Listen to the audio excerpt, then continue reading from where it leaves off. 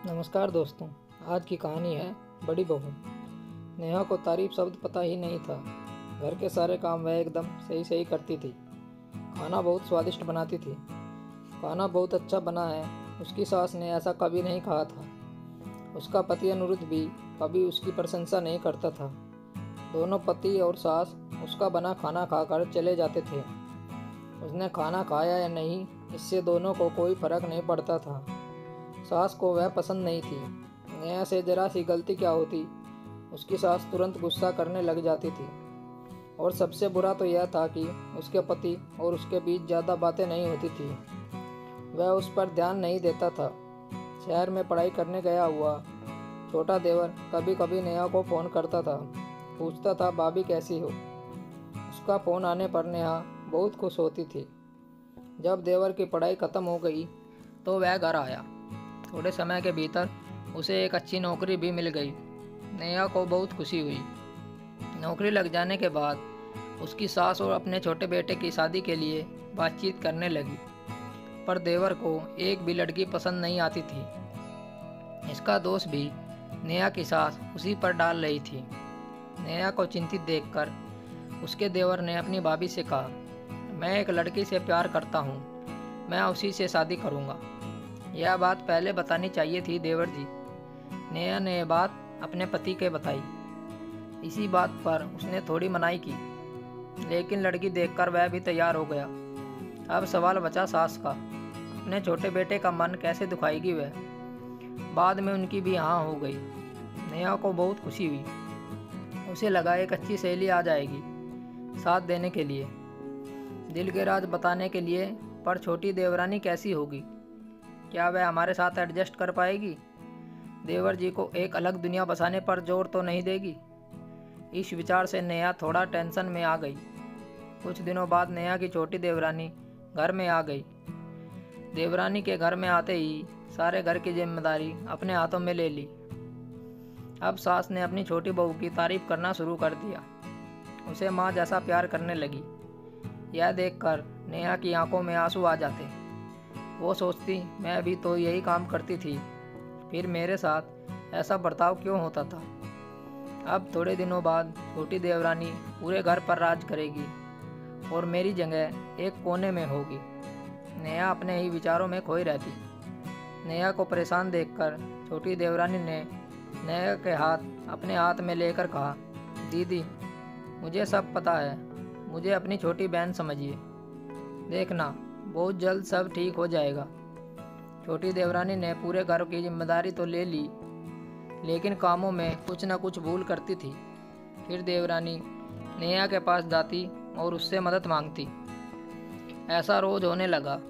यह देखकर सास गुस्सा हो गई। मेरे रहते हुए छोटी बहू नेहा बहू को क्यों पूछती रहती है। फिर सास भी रसोई में आकर काम करना शुरू कर दिया। धीरे धीरे वह छोटी बहू के साथ साथ नेहा से भी प्यार से बर्ताव करने लगी, प्यार से बोलने लगी। नई नई डिश दोनों को सिखाने लगी, गलती करने पर समझाने लगी। अब सास और दोनों बहुओं में अच्छी दोस्ती होने लगी। इस वजह से बड़ी बहू का स्वभाव भी अच्छा होने लगा। उसके स्वभाव में खुलापन आ गया। सास भी दोनों के साथ कभी शॉपिंग तो कभी फिल्म देखने जानती। वे अपनी दोनों बहुओं को समान प्यार करने लगी। इस वजह से घर का माहौल हंसता खेलता हो गया। इसके अलावा अपने भाई और उसकी पत्नी को देखकर नेहा का पति भी उसके साथ अच्छा व्यवहार करने लगा। यह देखकर छोटी बहू बहुत खुश हुई। दीदी घर पर पहले आप ही का हक था। ऐसा बोलकर छोटी बहू ने पूरी घर की जिम्मेदारी नेहा को सौंप दी।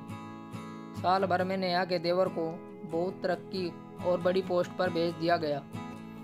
अब छोटी देवरानी भी अपने पति के साथ शहर जाएगी और मैं फिर से अकेली रह जाऊंगी। इतना ही नहीं, इतने सालों बाद सास का व्यवहार फिर से बदल गया तो वह फिर से पहले जैसा हो गया तो इस विचार से नेहा डर गई।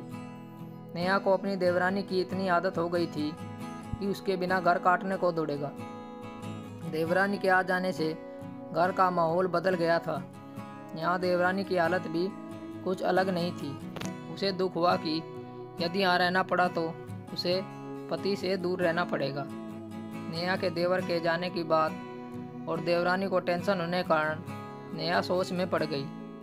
अंत में उसने देवरानी को पूछा तो देवरानी ने जवाब दिया, दीदी मैं सारा दिन नए स्थान पर अकेली रहूँगी, उससे अच्छा मैं यही हूँ।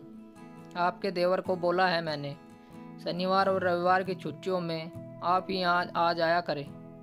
मैं भी उनके साथ जाया करूँगी बीच बीच में, थोड़ा बदलाव करने के लिए।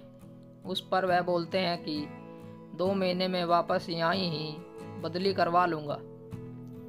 अपने पति की नकल करते देवरानी बोली और हंसने लगी। उसकी आंखों में आंसू पोंछते हुए नेहा बोली, छोटी ये दिन वापस नहीं आने वाले, जाओ तुम अपने पति के साथ। उनके साथ भी तो कोई होना चाहिए ना। दीदी आपने मुझे बड़ी बहन का प्यार दिया, वैसे ही भैया के रूप में एक बड़ा भाई मिला है।